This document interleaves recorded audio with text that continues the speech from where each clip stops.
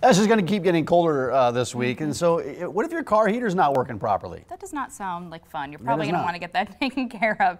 What's causing it, how to fix it. Yeah, we're getting the answers this morning from Peter Fink of Certified Transmission. Good to see you, Peter. Welcome back. Great to be here. It's not a good week for your car's heater to be breaking down. Oh my gosh, no. You know, anytime you're December, January, February, you definitely want to make sure your home heater, your house heater, all of it works, Yeah. you know, and stuff. And that's where this first question is taken. It comes from Jason. He says, my 2007 Toyota Tundra has a ticking noise in the dash and the lights flicker slightly in rhythm with the ticking. Do you know what the problem might be? Well, I'm going to take a couple wild guesses, okay, on stuff. If you're hearing a clicking noise, okay, that means we either have a circuit breaker that's turning on and off, which is used in the lighting circuit, and that would make sense to your dash lights, okay, and stuff. I'm kind of surprised that possibly your headlights aren't clicking a little bit on and off too, okay, because usually that's the circuit that has the circuit breaker in there, or you got a relay or a switch. The good news is if it's making noise and it's doing it on a regular basis, you're going to have to start sticking your head underneath the dash, see where that noise is coming, put your hand on, see if you can feel it or this, that, and the other thing. Now the first thing is anytime you got an electrical problem, you want to start with checking your grounds, the positive and the negative grounds, your cable on the battery, and the negative cable going to the fender usually. There's a little body ground. Clean it, take it loose, and follow the engine ground. A lot of electrical stuff is contributed to bad connections, and it's all with the battery or the cables, okay? So you want to start there. Chances are we got a short going on. It's like someone taking a light switch on and off, on and off, on and off. Not because of the dash lights, but I mean just a regular light switch, and it's getting power, no power, getting power, no power. Sure. So it's a loose connection or a bad connection or something like that. You're going to have to isolate it. I can't tell you which component it is without start, but the good news if it's making noise, that's pretty easy usually to find it, okay? And you don't have to be driving down the road 30, 40 miles an hour trying to figure it out, okay, and stuff. You can figure that out sitting still, okay? Might have to start taking some of the dash apart. Now, that ain't the easiest thing. That would scare me. That's where I would be off board. You know, the old dashes are easy. The new ones are not. They're a lot of pop. You better get on the internet and make sure you don't break it, okay, how it comes apart. So if you're going to try to tackle it yourself or get it to a shop, it probably isn't going to be crazy expensive. So. That's always the easiest thing for me.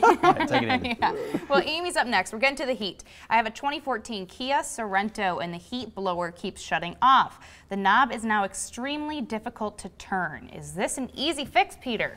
Well, you know, I guess your first clue is the knob isn't turning easily, so chances are it's going to be with the knob, okay, and stuff, all right?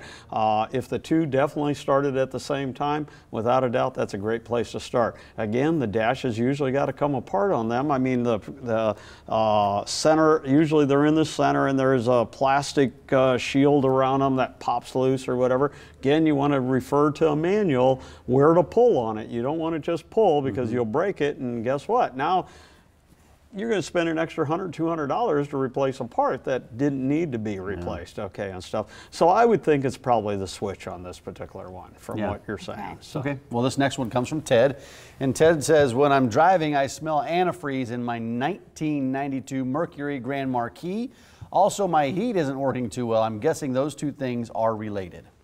They are definitely related. Your heater uses your antifreeze from the engine through some hoses, and then they have a little small heat exchanger that's kind of up in the dash that it feeds, and then the different doors open and close by what you selected on the dash, okay, and stuff.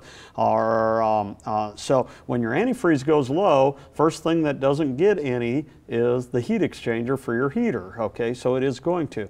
The next clue is the super bad news is, where is this antifreeze going? It's usually a lot nicer if you have a leak, okay?